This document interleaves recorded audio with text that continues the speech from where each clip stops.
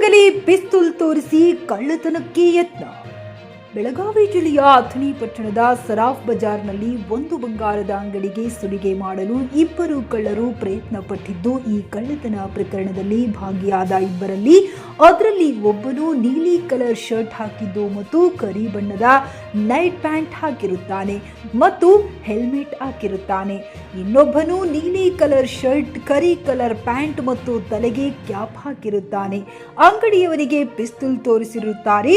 ಅವರು ಒಂದು ಕರಿ ಬಣ್ಣದ ಸ್ಪೆಂಡ್ಲರ್ ನಂಬರ್ ಇಲ್ಲದ ಬೈಕ್ ಮೇಲೆ ಅಥಣಿಯ ಅಂಬೇಡ್ಕರ್ ಸರ್ಕಲ್ ಕಡೆಗೆ ಹೋಗಿರುತ್ತಾರೆ ಎಂದು ಮಾಹಿತಿ ಇದೆ. Bharthesh Nidoni, JK news Kannada, Athani.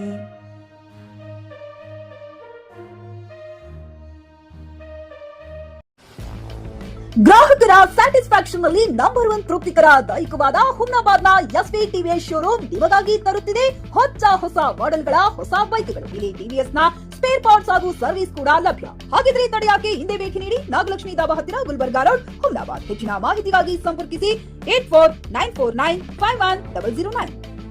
PUC ಮುಗಿಸಿ ನರ್ಸಿಂಗ್ ಮಾಡಲು ಹಾಗೂ ಫಿಸಿಯೋಥೆರಪಿ ಮಾಡಲು ಇಚ್ಛಿಸುವವರಿಗೆ ಉತ್ತಮ ಅವಕಾಶ. ಹುಮ್ನಾಬಾದ್ನ ಎಚ್ಕೆಡಿಇಟಿಯ Umadevi Patil college of nursing ನಲ್ಲಿ ಬಿಎಸ್ಸಿ ನರ್ಸಿಂಗ್ ಹಾಗೂ ಡಿಪ್ಲೊಮಾ ನರ್ಸಿಂಗ್ ಕೋರ್ಸ್ ಲಭ್ಯ. ಹಾಗೂ ಭೀಮರಾವ್ ಪಾಟೀಲ್ ಕಾಲೇಜ್ ಆಫ್ ಫಿಸಿಯೋಥೆರಪಿನಲ್ಲಿ ಬಿಬಿಟಿ ಮತ್ತು ಎಂಪಿಟಿ ಸ್ನಾತಕೋತ್ತರ ಪದವಿ ಲಭ್ಯವಿದೆ. ಇಲ್ಲಿ ಪ್ರವೇಶ ಪ್ರಾರಂಭವಾಗಿದ್ದು, ಉತ್ತಮವಾದ ಕ್ಲಾಸ್ ರೂಮ್, ಅನುಭವವುಳ್ಳ ಅಧ್ಯಾಪಕರಿಂದ ಬೋಧನೆ, ಪ್ರತ್ಯೇಕ ಲ್ಯಾಬ್ಗಳ ವ್ಯವಸ್ಥೆ, ಹೈಟೆಕ್ ಆಸ್ಪತ್ರೆಯೂ ಲಭ್ಯವಿದೆ. ಹಾಗೂ ವಿದ್ಯಾರ್ಥಿಗಳಿಗೆ ಪ್ರತ್ಯೇಕ ಹಾಸ್ಟೆಲ್ ವ್ಯವಸ್ಥೆಯೂ ಲಭ್ಯವಿದೆ.